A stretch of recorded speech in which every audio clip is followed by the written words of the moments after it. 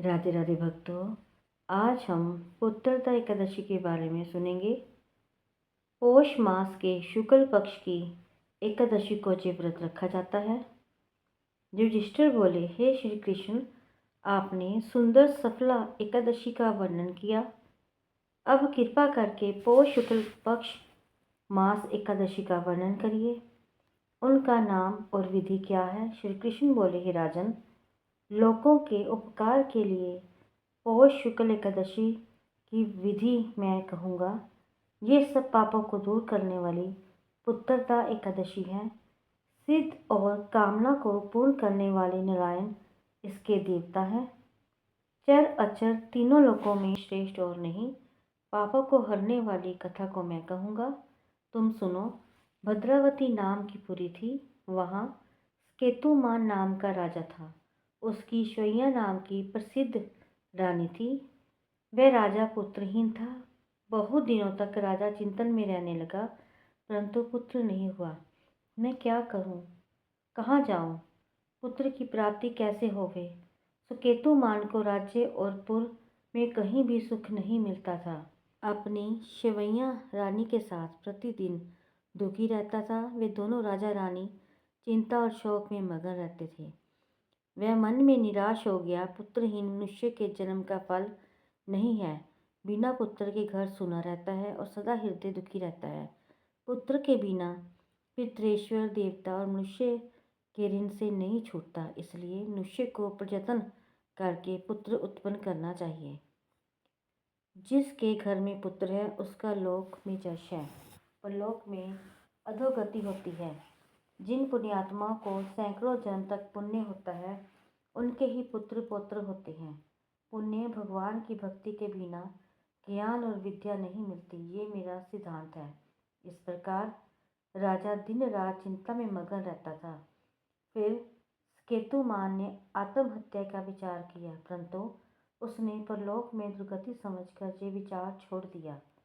संताप के अभाव से अपने शरीर को दुर्बल देखकर अपनी बुद्धि से अपना हित सोचकर घोड़े पर बैठकर राजा घोर वन में गया।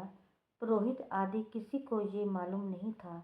वन में इधर भ्रम उधर भ्रम करता हुआ चिंता करने लगा कि मैंने कौन सा बुरा काम किया जिससे ऐसा दुख मिला। मैंने यज्ञ और पूजा में देवताओं को संतुष्ट किया, मिष्टान भोजन तथा दक्षिणा देकर ब्राह्मणों को संतुष्ट किया, समयानुसार राजा का पुत्र की तरह पालन किया।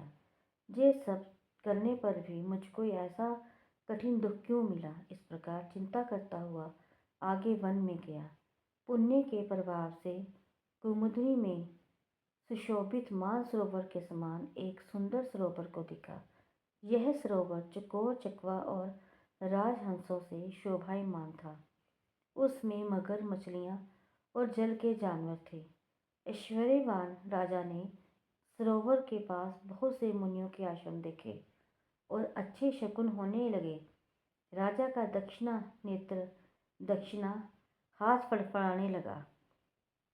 इन अंगों का फड़फड़ाना शुभ सूचित प्रतीत होता है। सरोवर के किनारे मंत्रों का जाप करते हुए मुनियों को देखकर घोड़े से उतरकर राजा उनके सामने खड़ा हो गया।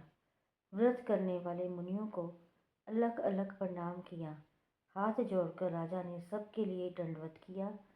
राजा को बहुत हर्ष हुआ। वे मुनीश्वर भी प्रसन्न होकर बोले, हे राजन, आपकी क्या इच्छा है सो कहिए। राजा बोले, हे तपस्वियों, आप कौन हो और आपका नाम क्या है और यहाँ किस लिए आए हैं सो कहिए। मुनि बोले, हम विश्व देव हैं और स्नान के लिए यहाँ आए हैं। माघ का महीना निकट आ रहा है। आज से 5वें दिन माघ लग जाएगा। आज पुत्रदा नाम की एकादशी है। हे राजन, पौष शुक्ल एकादशी पुत्र की इच्छा करने वालों को पुत्र देती है।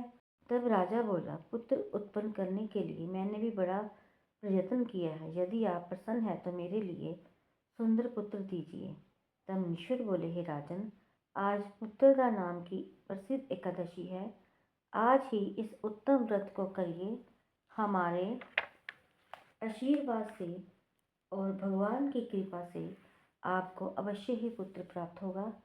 इस प्रकार उनकी आज्ञा से राजा ने पुत्रदा एकादशी का व्रत किया। द्वादशी में पारण करके मुनिवरों को बारंबार प्रणाम करके राजा अपने घर आ गया। रानी की गर्भस्थिति हो गई। व्रत के प्रभाव से समय पर तेजस्वी और पुण्यात्मा पुत्र पैदा हुआ।